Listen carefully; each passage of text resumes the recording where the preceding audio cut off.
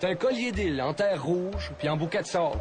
C'est des dunes qui se géographisent au gré des vents puis des vagues, avec des maisons déposées en aléatoire par des Acadiens immigrés sur une grande déportation. Des Havre-Aubert, Grosse-Île, Cap-aux-Meules, Havre-aux-Maisons, Île-aux-Loups, les îles au Trésor, les îles de la Madeleine.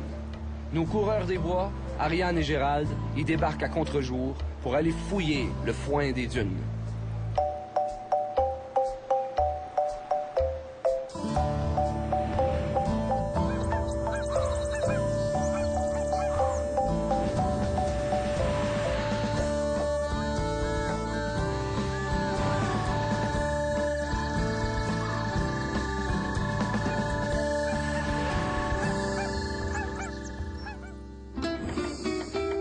Cette semaine, notre aventure de cueillette et de cuisine des plantes sauvages nous mène aux îles de la Madeleine, dans le sable et les marais, à la recherche d'érel et d'atoka pour préparer une compote digne d'un pique-nique madelino.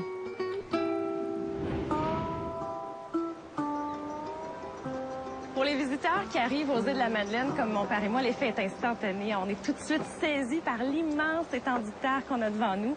Et puis les Madelinos disent souvent qu'il y a 3 couleurs ici. Hein? Ah oui? Oui.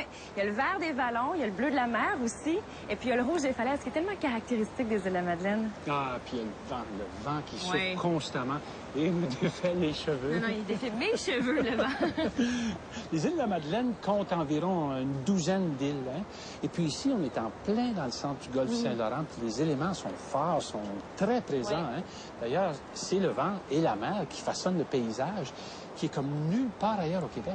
Mais c'est le golfe Saint-Laurent aussi qui fait en sorte que le climat des îles de la Madeleine est beaucoup plus doux et plus tempéré qu'ailleurs au Québec. Hein. C'est rare qu'en plein été, ici, on va vivre une grande canicule, mais en même temps, les hivers sont moins froids et puis l'automne est extraordinairement chaud. On en a la preuve. Aujourd'hui, tu vas griller d'ailleurs. Ah, mais on s'en plaint pas. Hein? Non, on s'en plaint pas. D'ailleurs, ces éléments qui sont si typiques de l'archipel favorisent la croissance de certaines plantes qui sont vraiment très intéressantes. Ici, il y a 2 petits fruits rouges qui sont vraiment délicieux. Hein? Il y a la toca sauvage et puis l'érel vingdida. Ces 2 fruits-là font partie de la grande famille des érels. Ouais. On va donc partir à la recherche des atokas et des berries. Les berries. Comme les gens d'ici les appellent, parce que ce sont vraiment 2 incontournables de la cuisine ici. Mais évidemment. On commence par quelle île? Ben, on va toutes les faire. Toutes les fêtes ambitieux. Ils sont reliés de toute façon. Mais sais-tu qu'avant, par exemple, il y a des îles qu'on joignait seulement à pied à marée basse? Es-tu sérieux? Je vais me rouler les pantalons d'abord. On roule tes pantalons.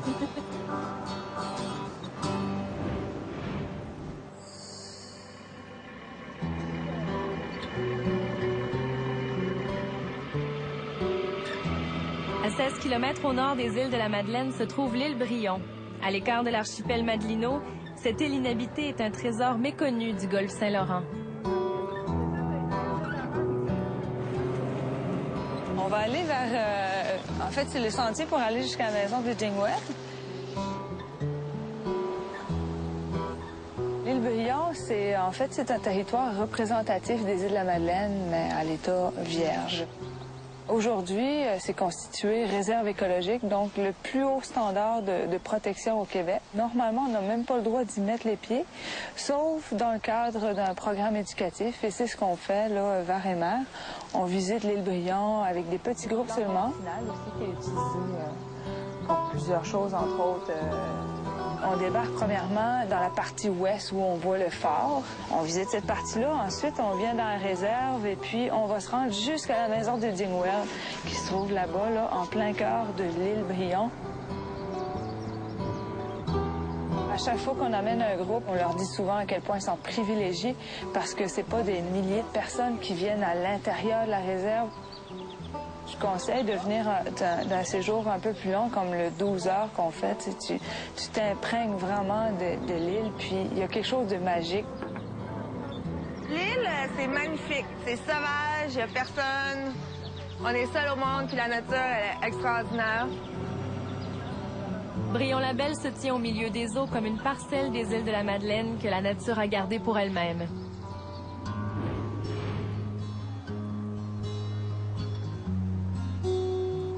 Ah, c'est très beau. C'est très beau. C'est en plein l'habitat de la canneberge. Mais écoute, les Malinois nous avaient dit qu'on était au royaume de la canneberge. Mais d'ailleurs, c'est quoi la différence entre la canneberge et la toka? Est-ce qu'il y en a une? Non, aucune. Moi, j'ai tendance à dire atoka sauvage parce que c'est une connotation amérindienne. OK. Et puis dire canneberge pour celle qui est cultivée. Mais il n'y a vraiment aucune différence. OK. Peut-être à part la grosseur du fruit lui-même, mais regarde, très facile à reconnaître d'ailleurs. Tu vois les feuilles, hein? Toutes petites, minuscules, puis ovoïdes, en forme d'ovale. Le fruit, il est gros. Et puis, la partie qu'on voit, c'est cette partie ici qui est dressée. Ouais. Mais le reste peut continuer pendant 20, 30, 40 centimètres. Et puis, regarde, touche à ça. Hey, c'est comme du bois. C'est du bois. Ah, c'est du ouais. bois. Alors, on pense souvent à des fleurs parce que c'est tout petit. Ouais. Mais c'est pas ça, c'est un arbrisseau, ça. Ah, ouais. Alors, si tu veux bien, là, on va en cueillir quelques-unes. Je vais goûter avant Ah, pour voir si c'est bien sûr, vraiment bien des sûr, atokas. bien sûr. Oui, c'est des atokas. C'est des C'est atokas. confirmé. C'est bien surette. Les baies rouges s'écartent à travers les tiges vertes. Des éparpillés écarlates qu'on cueille comme on épouille. Les Madelinots les appellent les pommes des prés. Des atokas à peine mûrs qui jouent de joues rouges à faire de la façon à ces gourmands qui remplissent tranquillement leur panier.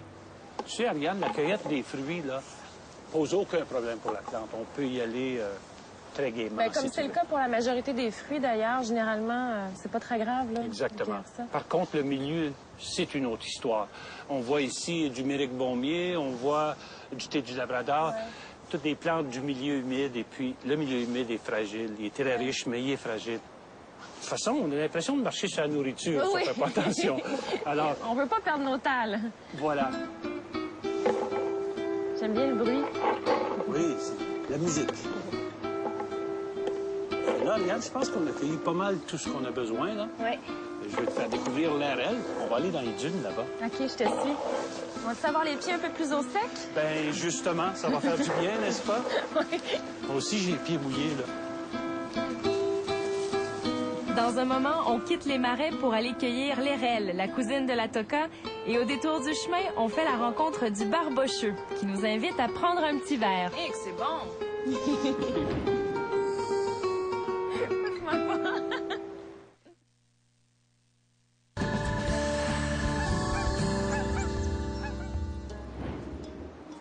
À suivre la ligne des dunes, Ariane et Gérald ont pris le bord du sable. À continuer de fouiller dans les foins chanceux jusqu'à temps de trouver une parenté, une cousine germée de l'atoka des milieux humides, l'érelle, avec les airs de famille d'un arbre à fruits généalogique.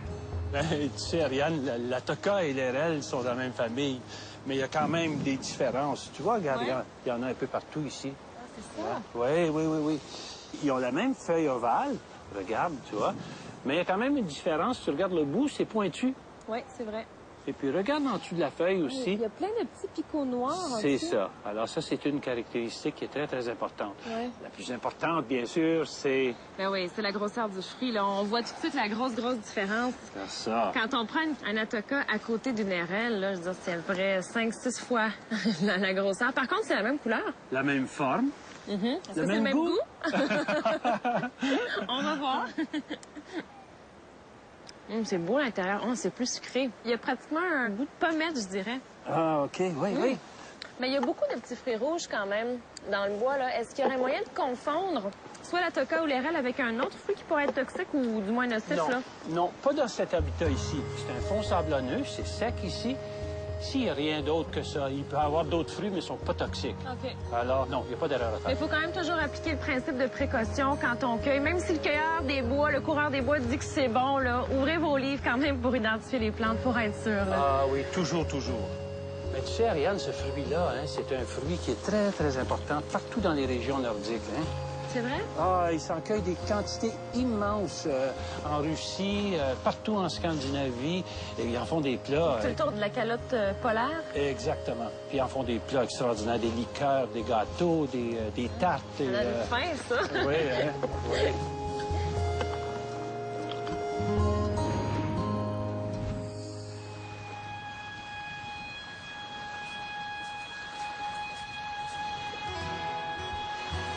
La force du vent aux îles en fait le pays des cordes à linge, mais aussi le paradis de centaines d'amateurs de kitesurf qui s'y rendent pour glisser sur l'eau chaude des lagunes peu profondes.